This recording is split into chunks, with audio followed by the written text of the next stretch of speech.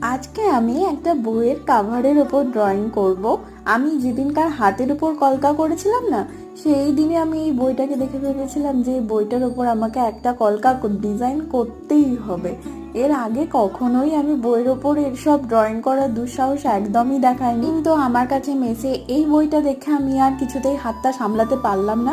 ভাবলাম একটা ডিজাইন করেই ফেলি, ভালো হোক কি খারাপ।